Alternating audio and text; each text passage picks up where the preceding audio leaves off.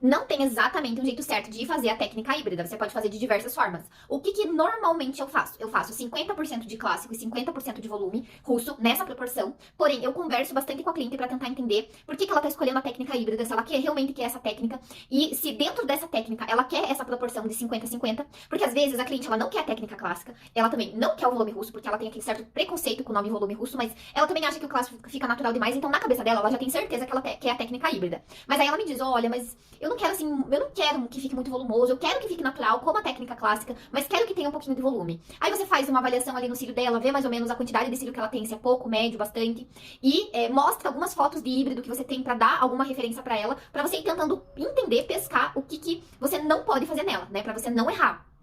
E algumas clientes eu percebo que elas querem um pouco de volume. Então, ao invés de eu fazer 50-50, eu faço uma proporção de 60-40. Por exemplo, 60% de clássico e 40% de volume russo. Ou, por exemplo, às vezes eu faço 70-30. 70% de volume russo, de clássico e 30% de volume russo. Se ela quer mais volume do que 50%, aí a técnica dela é o volume russo, não a técnica híbrida. Agora, se ela quer um híbrido, mas ela não quer tão cheio quanto realmente é o híbrido, 50-50, aí você pode brincar e trabalhar com essas proporções.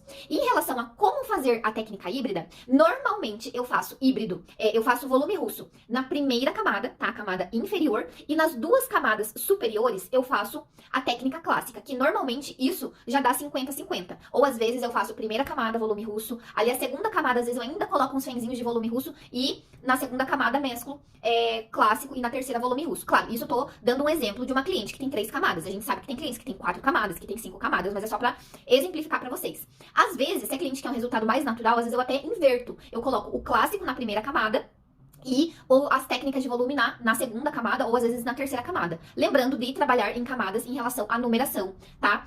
E essas informações do que eu fiz naquela cliente, eu sempre anoto na ficha. Então, por exemplo, eu coloco lá, híbrido, na primeira camada fiz volume russo, utilizei a numeração tal. Na segunda camada eu mesclei, ou eu fiz só clássico, na numeração tal e tal. Eu sempre deixo tudo anotado, porque aí, quando ela vier na manutenção, de duas uma. Ou ela vai querer que você faça exatamente igual, e aí você vai repetir o que tá escrito na ficha, ou ela vai te dar alguma informação, do tipo, eu achei que ficou muito volumoso, eu quero um pouco mais claro, ou achei que ficou bom, ou quero mais volume, quero ir pra técnica de volume russo. E aí você vai sabendo, né, qual é o caminho que você tem que seguir.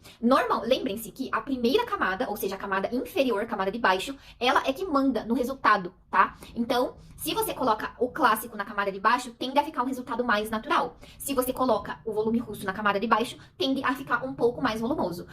Algumas pessoas falam, mas eu faço assim, um fio de clássico, um fio de volume russo, um fio de clássico, um fio de volume russo.